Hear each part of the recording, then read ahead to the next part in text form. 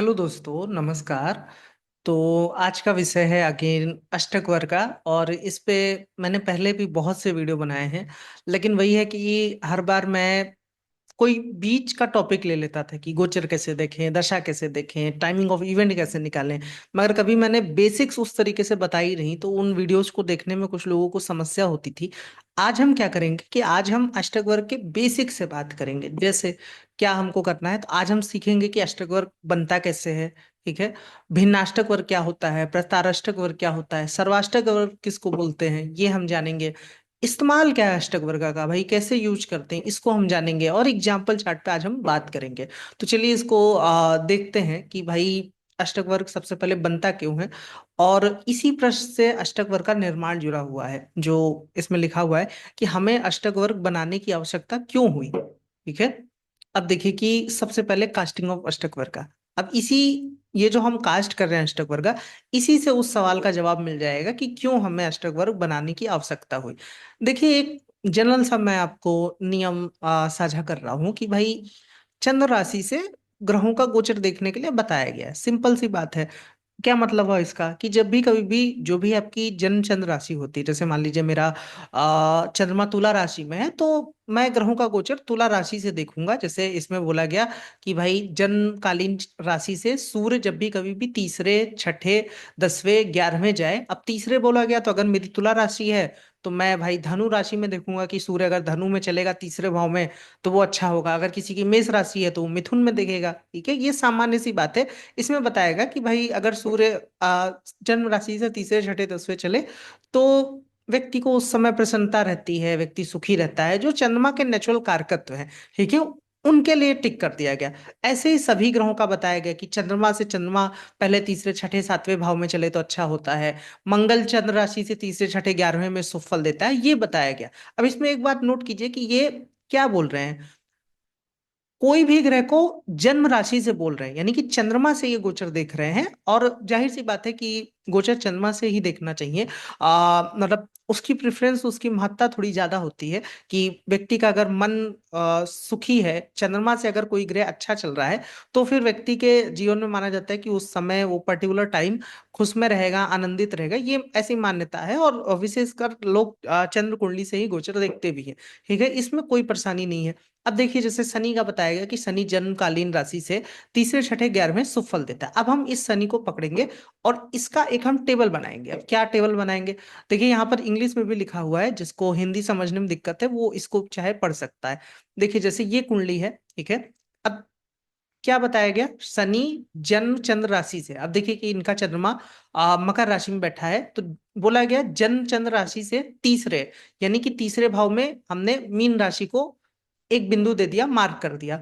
फिर बोला गया कि छठे, यानी कि मिथुन राशि में बोला गया कि शनि जब भी मीन में चले, मिथुन में चले, और 11वें यानी कि वृश्चिक राशि में शनि चलेगा, तो इनके लिए वो सुफलदायी होगा। ठीक है, बाकी भाव में अगर शनि चलेगा तो उसका गोचर अच्छा नहीं है चंद्रमा की दृष्टि से, यानी कि वो मन की परेशानी को दर्शाएगा। लेकिन जब भी कभी भी शनि चंद्रमा से तीसरे, छठे और 11वें चलेगा, तो वो फिर मन की शांति के लिए, सुख के लिए चंद्रमा से उसका गोचर अच्छा है, ये बोला गया। ठीक है, इतनी बात हमें समझ में आती है।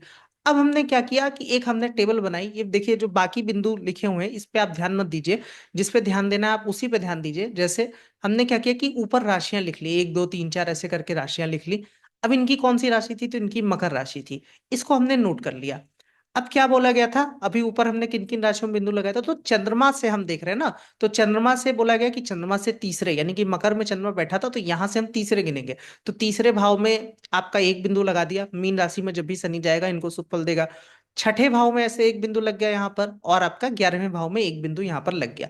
शेष भाव में हमने शून्य कर दिया, क्योंकि शेष भाव में शनि जाएगा तो वो अच्छा फल नहीं देगा। ठीक है, इतनी बात हमारी हुई। आगे बढ़ते हैं। अब देखिए कि अब आगे क्या बता रहे हैं। आगे एक गोचर का फल और बोला गया कि जैसे मान लीजिए हम जो है चंद्रमा से गोचर देख रहे हैं, तो वो भाई वो हम देख रहे हैं मन की शांति के लिए, मन की प्रसन्नता के लिए।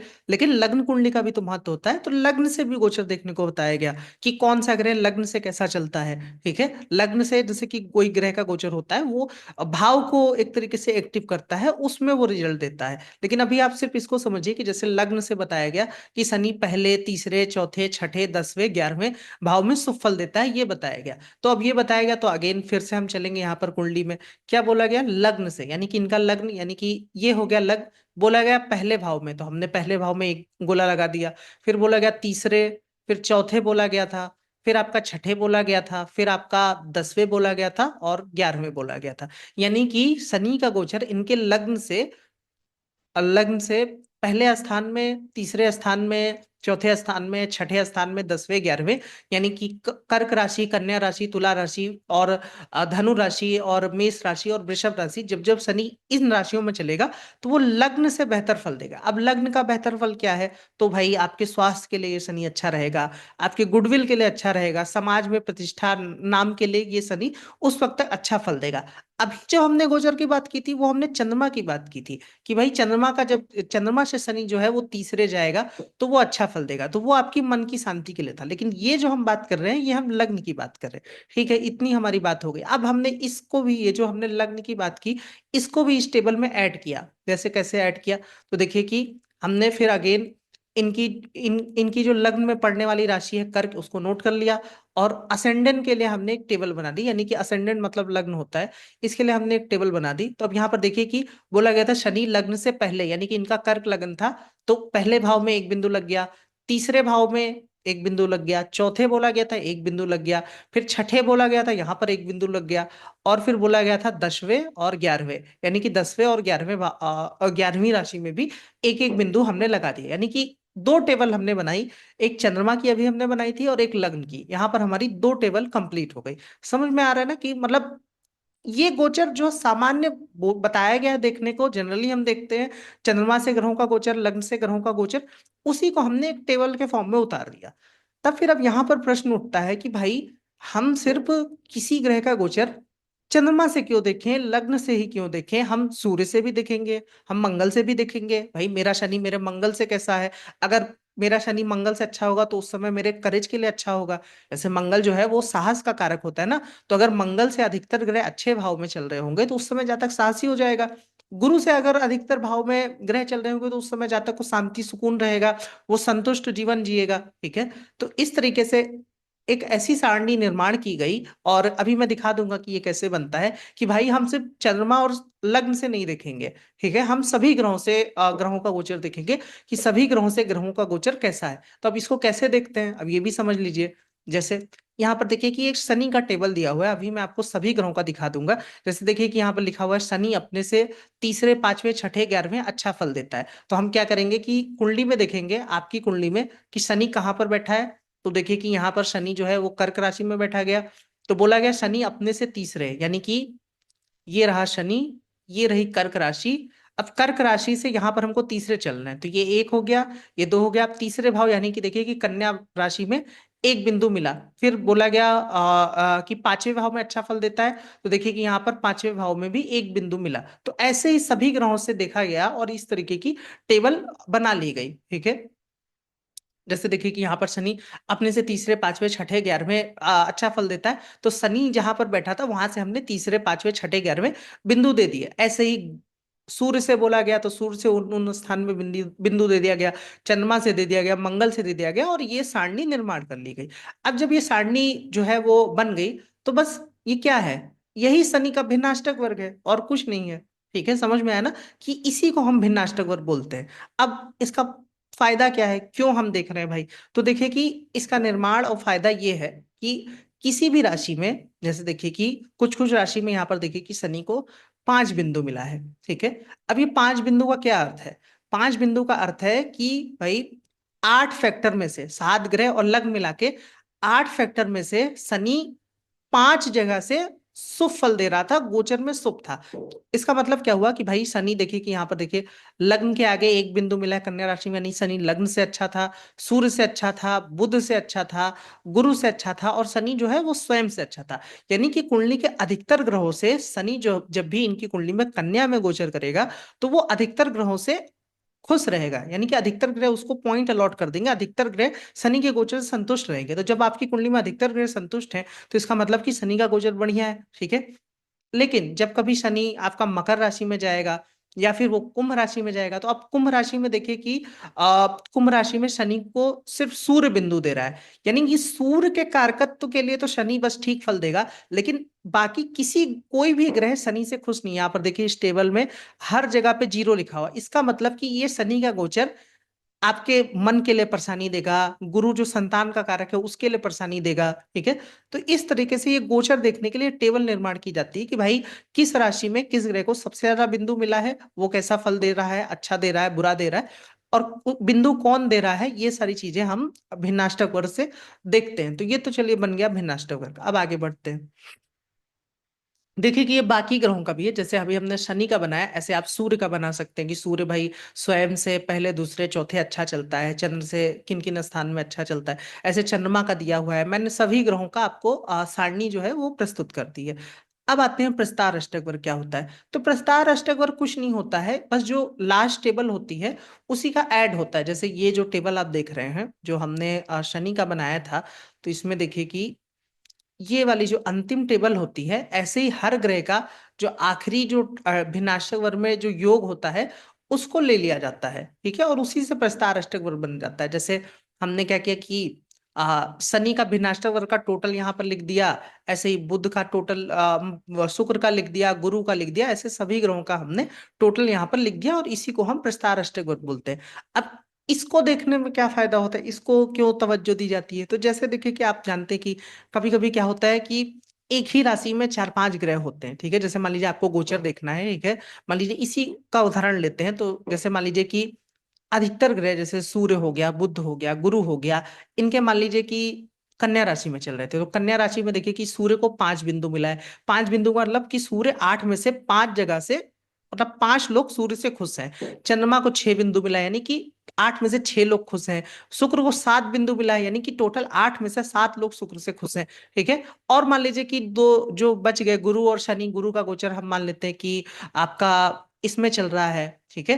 कहने का मतलब है कि अगर अधिकतर ग्रह ऐसी राशियों में चले जिनमें उनको सात बिंदु, पांच बिंदु, छह बिंदु मिला है, ठीक है, तो वो टाइम जो होता है वो माना जाता है कि मन की शांति रहेगी, व्यक्ति कोई काम करेगा तो उस काम का जो दीर्घकालिक परिणाम है वो अच्छा आएगा। ये सारी बातें उसमें बताई जाती हैं। अभी हम आगे बात करेंगे कि इसको कैसे देखा जाता है। फिर आगे बढ़ते हैं। अब देखिए कि सर्वाष्टक वर्ग क्या होता है। तो सर्वाष्टक वर्ग वही होता है जो अगेन इन सब का टोटल जब जोड़ देंगे, जैसे मान लीजिए कि यहाँ पर कर्क राशि में टोटल बिंदु 24 थे, तो हमने क्या किया कि इनकी लग्न कुंडली क्योंकि ये कर्क राशि की थी, तो यहाँ पर देखिए कि कर्क राशि में हमने 24 लिख दिया। ऐसे ही सभी राशियों का जो टोटल योग होता है उसको हम यहाँ पर लिख देते हैं, और इसका भी फलित में उपयोग होता है। जैसे इनिशियल जब शुरुआती तौर में ज्योतिष कह लीजिए कि थोड़ा सा व्यक्ति सीखने चलता है, तो उस समय मतलब स्टैटिक से सीखना बहुत आसान रहता है। मैंने शुरू शुरू में इसका बहुत प्रयोग किया, लेकिन बाद में मैंने ये भी जाना कि ग्रहों का असर ज्यादा आता है, इसका थोड़ा कम असर आता है। जैसे ऐसा बताया जाता है कि अगर लाभ भाव में ज्यादा बिंदु हो, कर्म भाव में ज्यादा बिंदु हो, तो व्यक्ति मेहनती भी होता है, साथ साथ उसके पास धन भी रहता है। ऐसी बातें बोली गई, इस पे प्रॉपर वीडियो भी है, अभी हम इस पे बात भी कर लेंगे। लेकिन जो मेन यूज है अष्टक वर्ग का, हम पहले उस पे आते हैं कि सब भाई इसका मेन जो यूज है वो क्या है। तो देखिए कि बताया गया for checking transit of planet, कि ग्रहों का गोचर देखने के लिए इसका सबसे ज्यादा इस्तेमाल किया जाता है। कुंडली प्रिडिक्शन के लिए इस्तेमाल किया जाता है, और प्लेनेट ऑस्पिशियसनेस, यानी कि आपका ग्रह कितना शुभ है, इसको देखने के लिए भी अष्टक वर्ग का इस्तेमाल किया जाता है। आगे बढ़ते हैं। देखिए क्या लिखा हुआ है। अष्टक वर्ग गोचर, अष्टक वर्ग का गोचर किसी घटना को नहीं दर्शाता है, ये आपको ये नहीं बता देगा कि अभी कौन सी घटना घटने वाली है, बल्कि घटी हुई घटना का की प्रगाढ़ता दिखाता है। अब क्या मतलब हुआ इसका कि उसकी इंटेंसिटी बताएगा कि भाई जैसे मान लीजिए किसी की संतान हुई तो संतान आगे कितना अच्छा करेगी, किसी की शादी हुई तो वो विवाह कितना अच्छा चल पाएगा, कोई नौकरी ज्वाइन किया तो उस समय जो गोचर था अष्टक वर्ग का, उस नौकरी से उसको कितना फायदा होगा, या वो उदास तो नहीं रहेगा। अष्टक वर्ग ये बताने में बहुत मदद करता है, ठीक है। अभी मैं बताता हूँ कि ये इसको कैसे देखा जाता है। जैसे देखिए कि इसी कुंडली का हम उदाहरण लेते हैं, ठीक है। ये जिनकी कुंडली है इनकी दो संतान हुई, ठीक है। पहली जब संतान हो रही थी तो उस समय का जो गोचर था, ये गोचर चार्ट लगा हुआ है, उस समय के गोचर को हमको अष्टक वर्ग में देखना है कि भाई कितने बिंदु मिले थे। अब देखिए कि जब इनकी पहली संतान हुई थी तो आप नोट कीजिए कि शनि जो है वो आपका कर्क राशि में यहाँ पर चल रहा था। तो शनि अगर कर्क राशि में चल रहा था तो हम देखेंगे कि शनि को कर्क राशि में कितने बिंदु मिले हैं। तो हम नीचे आए और देखे कि कर्क राशि में शनि को 3 बिंदु मिला हुआ है। तो हमने क्या किया कि 3 को नोट कर लिया, मार्क कर लिया। अब ये 3 को कहाँ मार्क किया, तो यहाँ पर हमने देखिए कि 3 को हमने शनि के लिए मार्क कर लिया। ऐसे ही हमने सभी ग्रहों का देखा, गुरु का देखा। ठीक है, अभी मैं ये भी बता दूंगा आपको कि ये कौन से ऐप से आप डायरेक्टली देख सकते हैं। अब गुरु का देखा तो गुरु देखिए कि गोचर में किस भाव में चल रहा था। तो गुरु जो है वो आपका तुला राशि में चल रहा था। अब तुला राशि में चल रहा था तो फिर हमने इनका प्रस्तार अष्टक वर्ग देखा। तो तुला राशि में देखिए कि गुरु को कितने बिंदु मिले। तो यहाँ पर हम तुला राशि को मार्क किए और इसमें नीचे आए, गुरु के सामने देखे तो यहाँ पर 2 बिंदु मिला हुआ है। तो हमने क्या किया कि 2 बिंदु को यहाँ पर नीचे नोट कर लिया। 2 बिंदु यहाँ पर गुरु के सामने हमने लगा दिया। ऐसे ही हमने सभी ग्रहों का चेक किया और सबके बिंदु जो है वो यहाँ पर लगा दिया। अब जो टोटल आया वो टोटल हम इसको जोड़ते हैं तो देखिए कि जो टोटल आता है वो 22 आता है। ठीक है, मैं एक बार मैनुअली फिर से जोड़ ले रहा हूँ। 3 2 5 4 9, 4 13, एक 14 और 5 19 और 3 22, यानी कि 22 जो है ये सबका टोटल आया। ठीक है, अब हम इस पे बात करते हैं कि भाई टोटल आ गया, इसका करें क्या, हम यूज क्या है। तो देखिए कि एक बात जो इसको समझ लीजिए, फिर हम इस उदाहरण पे वापस आते हैं। किसी ग्रह को अधिकतम 8 बिंदु मिल सकते हैं। जैसे भाई 7 ग्रह को हम यहाँ पर ले रहे हैं ना, सूर्य, चंद्रमा, बुध, गुरु, शुक्र, शनि। ठीक है, और आपका लग्न हो गया और एक ग्रह कोई छूट रहा है मेरे ख्याल से। सूर्य हो गया, चंद्रमा हो गया, बुध हो गया, शुक्र हो गया, शनि हो गया, गुरु हो गया, और आपका लग्न हो गया, और आपका चंद्रमा भी हो गया। यानी कि टोटल जो है वो 8 ग्रह होते हैं। 8 ही ग्रह को यहाँ पर जोड़ा जाता है। सूर्य, चंद्रमा, मंगल, बुध, गुरु, शुक्र, शनि, ये 8 ग्रह हो गए। यानी कि अगर 8 ग्रह बिंदु अलॉट कर रहे हैं और हर ग्रह एक बिंदु दे सकता है, तो टोटल जो बिंदु हो सकता है वो किसी भी ग्रह को, ठीक है भाई, फैक्टर जो है वो 8 है ना, लग्न मिला के और 7 ग्रह मिला के 8 फैक्टर है। तो किसी ग्रह को अधिकतर जो बिंदु मिल सकता है वो 8 बिंदु मिल सकता है, उससे ज्यादा मिल ही नहीं सकता, क्योंकि 8 ही नंबर का पेपर है तो उससे ज्यादा नंबर मिल ही नहीं सकता। तो अब हम क्या किए कि अगर मान लीजिए एक हम हाइपोथेटिकली मान लेते हैं कि किसी व्यक्ति के गोचर के समय हर ग्रह 8 बिंदु युक्त कक्षा से गोचर कर रहा था, तो मैक्सिमम जो आएगा वो इसका योग आएगा 56।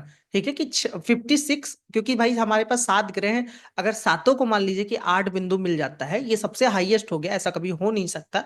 ठीक है, तो हमारे पास जो मैक्सिमम आ गया वो 56 आ गया, 56 आउट ऑफ 56।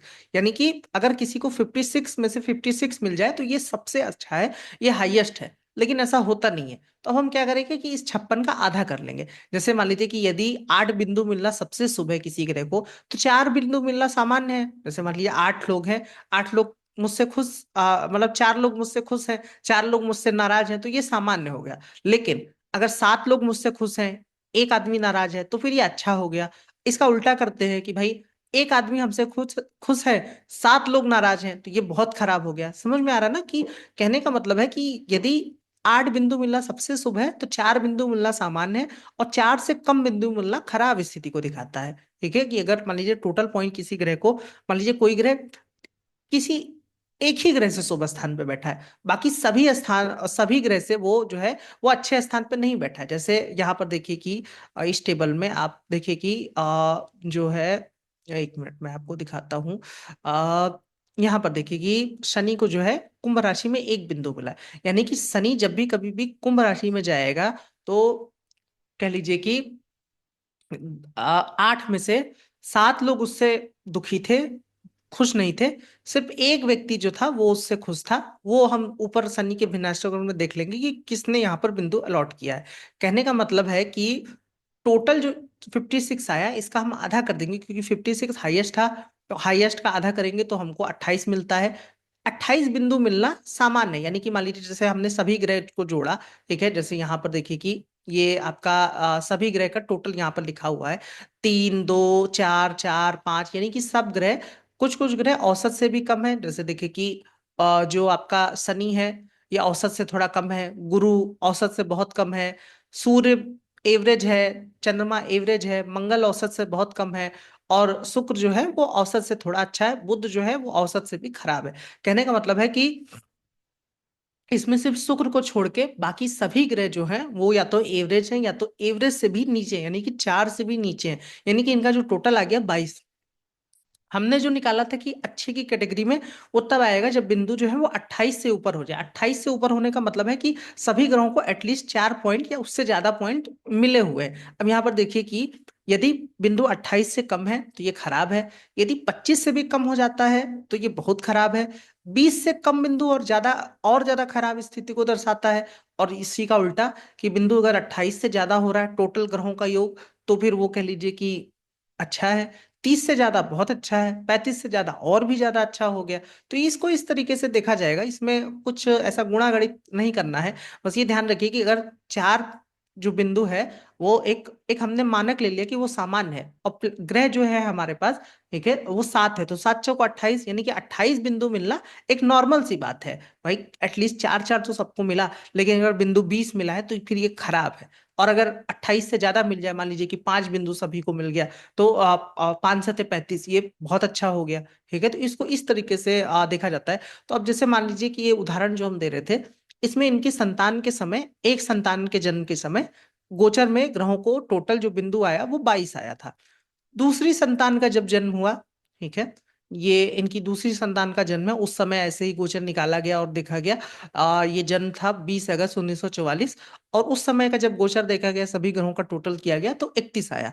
ठीक है, तो अब इसके अनुमान में हम बोल सकते हैं कि भाई जो ये वाला बच्चा है इनका, ये थोड़ा ज्यादा बेटर करेगा, ज्यादा तरक्की करेगा, ज्यादा नाम कमाएगा। पहला वाला इसके तुलना में थोड़ा कम रह जाएगा। ठीक है, समझ में आ रहा है क्यों? क्योंकि इसके जन्म के समय ग्रह जो है 56 में से 31 जगह से अच्छे थे, लेकिन उसके जन्म के समय सिर्फ 56 में से 22 जगह से ही ग्रह जो है वो अच्छे चल रहे थे। इसको अनुमानित मान लिया जाए तो, वैसे वो मैंने जो बोला है ये एकदम ऐसे ही नहीं होगा, लेकिन आप मोटा माटी इसको समझ लीजिए कि टोटल 56 है, तो इस व्यक्ति को 56 में से 31 मिला और दूसरे व्यक्ति को 56 में से 22 मिला। तो जाहिर सी बात है कि ये वाला जो है वो थोड़ा सा ज्यादा बेटर है। अभी चार्ट किसका है और ये कब है, तो देखिए कि ये जो कुंडली आप लोगों ने देखी, कैलकुलेशन किया, ये इंदिरा गांधी जी की कुंडली थी।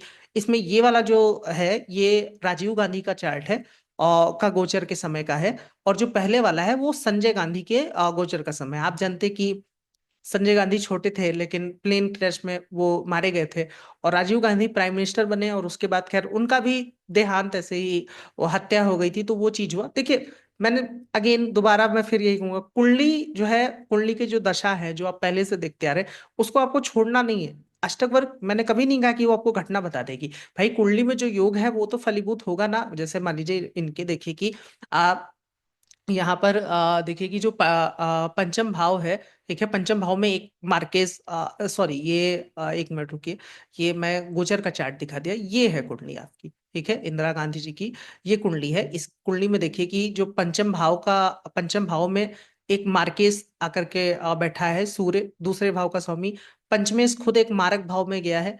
इस भाव के लिए जो मार्केस बनता है, यानी कि ये पंचम भाव के लिए आप मार्केस देखेंगे तो वो बनेगा आपका शुक्र। शुक्र जो कि अगेन इस भाव के दूसरे मारक भाव में बैठा है, और गुरु इस भाव के लिए मार्केस बनता है पंचम भाव में, तो वो भी इस भाव को देख रहा है। तो मेरा मार्केस वाला वीडियो देखिएगा अगर ये समझ में नहीं आ रहा है तो। कहने का मतलब है कि कुंडली में योग था कि संतान को थोड़ा कष्ट आएगा, वो असमय मृत्यु और वो सारी चीजें, तो वो फलीभूत हुई। लेकिन अष्टक वर्ग यहाँ पर सिर्फ ये बता रहा है कि भाई कौन सी संतान जो है वो थोड़ा ज्यादा तरक्की करेगी, ज्यादा बेहतर कर पाएगी, और किस संतान से आपको थोड़ी सी निराशा होगी या ये वो उतना नहीं कर पाएगी पहले के मुकाबले। तो अष्टक वर्ग जो है वो आपके गोचर से ये आपको इंगित करके दे देगा। चलिए कुछ और उदाहरण लेते हैं। जैसे ये किसकी कुंडली है, अभी हम बताएंगे आपको। जैसे देखिए कि ये एक जातक की कुंडली है, और इस दिन, ये कौन सा दिन है भाई, तो ये दिन है 15 नवंबर 1989। ठीक है, इस दिन जातक ने पहला इंटरनेशनल मैच खेला था। ठीक है, अब पहला इंटरनेशनल मैच खेला था तो वो दिन बहुत महत्वपूर्ण हो जाता है कि भाई उस दिन, उसी दिन से उसका करियर शुरू हो रहा है। तो उस दिन जो टोटल पॉइंट थे उसके वो 31 थे। अगर हम सारी गणना करते हैं उसके बाद जो ये टोटल आता है वो 31 आता है। तो 31 एक ऑस्पिशियस नंबर को दिखा रहा है। और वहां से जातक की जर्नी भी आरंभ हुई, वो उसने बहुत नाम कमाया। ये जो जिनकी आप कुंडली देख रहे थे, ये सचिन तेंदुलकर का चार्ट है, और इन्होंने अपना पहला जो है वो इंटरनेशनल मैच जो है वो खेला था 15 नवंबर 1989 को खेला था, और उस दिन का ये हम गोचर लगा रहे हैं। कहने का मतलब है कि देखिए कि कितना सही आ रहा है। अगर मान लीजिए कि कोई इवेंट ऐसी होती है, जैसे हमने पहले दिखाया कि भाई 22 ही बिंदु मिले थे, तो संजय गांधी का प्लेन क्रैश में वो मारे गए थे। और देखिए कि यहाँ पर आप दशा को छोड़ेंगे नहीं, कि मैं अभी भी फिर वही कह रहा हूँ कि दशा का महत्व इससे बहुत ज्यादा है। ये सिर्फ उसकी इंटेंसिटी को बताती है। जैसे दशा पर मैंने बहुत सी बात की है, वीडियो भी बनाया है, वो थोड़ा कम चला, अष्टक वर्ग के वीडियो थोड़ा ज्यादा चल गए, तो लोगों को लगता है कि मेरे को मैसेज करते हैं अष्टक वर्ग से ये कैसे देखें, जबकि हर अष्टक वर्ग के वीडियो में मैं ये बोलता हूँ, साफ साफ बोलता हूँ कि अष्टक वर्ग का कोई महत्व नहीं है। पहला महत्व जो है वो दशा का है, आपकी कुंडली का है। जैसे हम इसी कुंडली में आपको थोड़ा सा समझा दे रहे हैं कि जब संजय गांधी की कह लीजिए कि मृत्यु हुई थी, उस समय कौन सी दशा चल रही थी और क्या उस समय का योग था। तो देखिए कि उस समय इंदिरा गांधी जी की शनि में शुक्र की दशा चल रही थी। ठीक है, आप देखिए कि जो शनि और शुक्र है, वो दोनों एक तो छठे आठवें बैठे हैं। एक बात, ऊपर से शुक्र से जो शनि है वो 64वें नौमांश में बैठा है। ठीक है, 64वां नौमांश एक कॉन्सेप्ट होता है कि ठीक अष्टम भाव में बैठा है। अगर आपको नहीं समझ में आ रहा तो मेरा वीडियो देखिएगा, उस पर भी वीडियो है। और देखिए कि शुक्र जो है वो चंद्र कुंडली से पंचम भाव का स्वामी भी बनता है, और उससे शनि कह लीजिए कि एकदम वो जो 64 नवांशा की डिग्री में था, और यही उस समय दशा चल रही थी, इसलिए वो जो है इवेंट हुआ। और उसके बाद फिर इनकी मृत्यु हो गई, तो फिर राजीव गांधी की मृत्यु हम इनके चार्ट से नहीं देख सकते। लेकिन वही है कि दशा का महत्व ज्यादा है। दशा आपको घटना बताएगी, और अष्टक वर्ग उस घटना की इंटेंसिटी को बता देगा कि भाई वो घटना आपके ऊपर प्रभाव कैसा डालेगी, शुभ प्रभाव डालेगी या फिर वो अशुभ प्रभाव डालेगी। ठीक है, तो ये जैसे सचिन तेंदुलकर का आपने चार्ट देखा। एक और कुंडली लेते हैं, एक और दूसरे खिलाड़ी का। ये एक और खिलाड़ी की कह लीजिए कि कुंडली है। आई थिंक ये मैंने गोचर का चार्ट लगा दिया है। ठीक है, मैं इसको सही कर दूंगा। आपको कह लीजिए कि एडिट करके दूसरा चार्ट यहाँ पर दिखा दूंगा, जो कि वास्तविक चार्ट है, ये गोचर का चार्ट है। दरअसल ये मैंने कपिल देव जी का उदाहरण लिया था, जब उन्होंने पहला इंटरनेशनल मैच खेला था, और उस दिन उनके गोचर में मतलब सारे बिंदु जो है वो 36 बिंदु आ रहे थे। ठीक है, जब उन्होंने पहला इंटरनेशनल मैच खेला तो 36 बिंदु आ रहे थे, और उसके बाद आप जानते हैं कि उन्होंने वर्ल्ड कप जिताया और बाकी चीजें की, तो वो कह लीजिए कि जग जाहिर है। कहने का मतलब है कि कोई भी काम जो है वो ऐसे बिंदु के समय शुरू होता है, 36, 31, 30 से ऊपर वाले बिंदु के समय। जैसे मान लीजिए किसी की शादी हुई, किसी की नौकरी लगी, तो उसका उसका परिणाम बहुत अच्छा आता है, आगे वो दीर्घकालिक रूप से बहुत कह लीजिए कि उसका रिजल्ट अच्छा आता है। लेकिन अगर कोई भी काम, मान लीजिए काम तो हो गया, आपने गाड़ी खरीद ली, लेकिन वही है कि उस समय बिंदु बहुत कम थे। इसीलिए कहा जाता है मुहूर्त में चंद्रमा को विशेष तौर पे देखा जाता है, कि अष्टक वर्ग में भाई मेरा वीडियो भी है कि अष्टक वर्ग से मुहूर्त कैसे देखें, कि चंद्रमा को जिस दिन आप कोई शुभ काम करने चले, एटलीस्ट चंद्रमा को जो है वो अच्छे बिंदु मिलने चाहिए। ठीक है, तो यही इसका कॉन्सेप्ट है। मैंने ये बहुत और भी एम एस धोनी के भी चार्ट पे लगाया था, उस पे भी मिल रहा था, जो कि गूगल पे अवेलेबल है। अब देखिए कि ये एक और दूसरी कुंडली है, इसमें देखिए कि ये मकर लग्न की कुंडली है, ये हमारे एक क्लाइंट की कुंडली है। इसमें क्या हुआ कि 15 अप्रैल 2023 के दिन इनकी नौकरी लगी, सरकारी नौकरी लगी, और उस दिन का जब मैंने अष्टगर से डाटा निकाला, तो वो टोटल जो है वो 33 बिंदु आ रहा था। ठीक है, कहने का मतलब है कि ये जातक भी अपनी नौकरी से बहुत खुश हैं। अभी मान लीजिए इसी का उल्टा हो जाता कि नौकरी तो लग गई, लेकिन बिंदु जो है वो 25 है, 24 है, 22 है, तो इसका मतलब कि ठीक है नौकरी चलेगी, लेकिन जातक उससे बहुत कुछ खुश नहीं रहेगा, या वो दुखी रहेगा। ठीक है, तो अष्टक ने क्या किया यहाँ पर, फिर उसकी इंटेंसिटी को दर्शा दिया उसने, कि भाई वो जो फल आपको मिलेगा वो आगे कितना अच्छा रहेगा, कितना खराब रहेगा। तो ये चीज है। बाकी अष्टक पे मेरे मतलब अष्टक का और भी क्या यूज है भाई, महादशा का कैसे फल देखें, तो अब सारी चीज को मैं यहाँ पर नहीं बताऊंगा, क्योंकि इस पे ऑलरेडी वीडियो बन चुका है। अष्टक से किसी घटना को कैसे देखें, और महादशा का फल अष्टक से गोचर कैसे देखा जाता है, मुहूर्त कैसे निकाला जाता है अष्टक से, ये सारे पे अलग अलग वीडियो बना हुआ है। वीडियो के आखिरी में मैं उस प्लेलिस्ट का लिंक भी दे दूंगा, तो उसको आप चाहे तो जा करके देख लीजिएगा। बस एक बात जो मैं हमेशा कहता हूँ, दोबारा फिर से मैं दोहरा दे रहा हूँ, कि दशा मस्ट होती है, कुंडली मस्ट होती है। पहले कुंडली देखिएगा, दशा देखिएगा, अगर कोई घटना आप देख रहे हैं तो, फिर उसके बाद अष्टवर लगाइएगा। या कोई घटना हो चुकी है, आप उसका परिणाम जानना चाहते हैं, तो आप उस पर अष्टवर लगा सकते हैं। ठीक है, जैसे मान लीजिए कि किसी ने कोई ऑफर दिया आपको, ठीक है, अब आप सोच में कि यार इसको लें कि ना लें। आपने अष्टक खोला, अपने बिंदु देखे, सारे ग्रहों का गोचर देखा, अगर वो 30 से ज्यादा है तो एक इंडिकेशन है कि ये ऑफर आप एक्सेप्ट कर सकते हैं। हालांकि उस समय थोड़ा दशा वगैरह भी देखना चाहिए, लेकिन ये इस मानक से जो है वो चीज आपकी सेटिस्फाइड हो गई कि आप उसमें जा सकते हैं। ठीक है, जैसे आपने अभी दो उदाहरण देखा कि भाई जब संजय गांधी का जन्म हुआ तो 22 ही बिंदु थे, लेकिन जब राजीव गांधी का जन्म हुआ तो 31 बिंदु थे। तो ये फर्क वहीं से आ रहा है। अब देखिए कि इसमें और भी मैं अपने रिसर्च में आपको बता दे रहा हूँ कि क्या क्या आया था जब मैं इसको कर रहा था। कि अगर देखिए आप फिल्मों पे लगाएंगे, कि जैसे मान लीजिए कि किसी एक्टर की कोई फिल्म कभी रिलीज हुई और वो बहुत ब्लॉकबस्टर हो गई, तो भाई उस दिन अच्छे बिंदु मिलने चाहिए, 30 से ज्यादा बिंदु मिलने चाहिए। लेकिन ये उस पे नहीं लगेगा। क्यों नहीं लगेगा? इसका एक कारण है कि फिल्म जो है वो रिलीज होती है तब व्यक्ति ने कुछ उसमें ऐसा इनपुट पहले दे दिया होता है। तो आप क्या कीजिए कि इसको मैं देख रहा था, वही है कि डाटा दरअसल मिलता नहीं कि फिल्म की शूटिंग कब से शुरू हुई।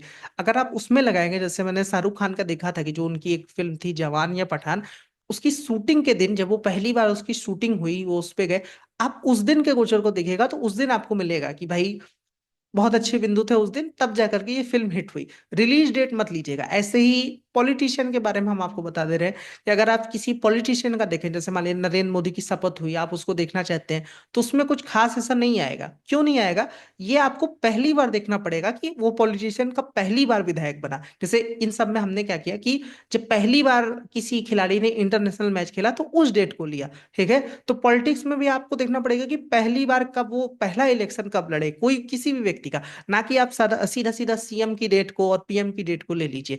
फिल्मों में भी ये ध्यान रखिएगा कि जिस दिन शूटिंग स्टार्ट हुई उस दिन को लेना है, ना कि वो रिलीज डेट को ले लेना है। तो ये दो चार पॉइंट मैंने बता दिया है कि अगर इसको लगाते समय, बाकी आप नौकरी के उसमें लगा सकते हैं, अगर आपकी नौकरी लगी है तो विवाह के उसमें लगा सकते हैं कि भाई विवाह में एटलीस्ट उस दिन को ऑप्ट कीजिए जिस दिन चंद्रमा को ज्यादा बिंदु मिले हो। ठीक है, आपके सभी ग्रह अष्टग्रह से गोचर में अच्छे हो, तो वो जो विवाह होता है वो लॉन्ग टर्म में एक कह लीजिए कि चलने के लिए और आपकी संतुष्टि के लिए बहुत अच्छा फल देता है। संतान का जन्म, ऐसे समय आपकी संतान का जन्म हुआ, आप देखिए कि आप पाएंगे अगर दो संतान है तो आप देखिए कि किस संतान के जन्म के समय आपके अष्टवर्ग में ग्रहों के टोटल बिंदु जो थे वो क्या थे। और देखिए कि इसमें जो मैंने ये चार्ट दिखाया है, ये कहाँ से आया, तो अष्टक वर्गा नाव करके एक ऐप आता है, उसमें आपको मिल जाएगा। आप उसमें डाटा डालेंगे और आप हर दिन का देख सकते हैं कि टोटल जो है वो मार्क क्या है, ग्रह किन किन राशियों में चल रहे हैं, वो आपको शो कर देगा। इस पे मैंने पहले भी एक वीडियो कह लीजिए कि बनाया था। तो ये था कुल मिला के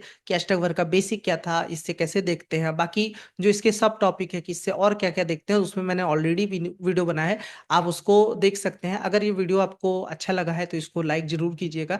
और इस विषय से संबंधित कोई भी अगर आपको डाउट है तो आप अपने क्वेश्चन कमेंट सेक्शन में पूछ सकते हैं। आप मुझसे कंसल्टेशन लेना चाहते हैं तो इस नंबर पे व्हाट्सअप कर सकते हैं या फिर मुझे ईमेल कर सकते हैं। आप चाहे तो मुझे इंस्टाग्राम पे भी फॉलो कर सकते हैं। अभी के लिए इतना ही रखते हैं, फिर किसी दिन मिलते हैं एक और वीडियो के साथ। तब तक के लिए धन्यवाद।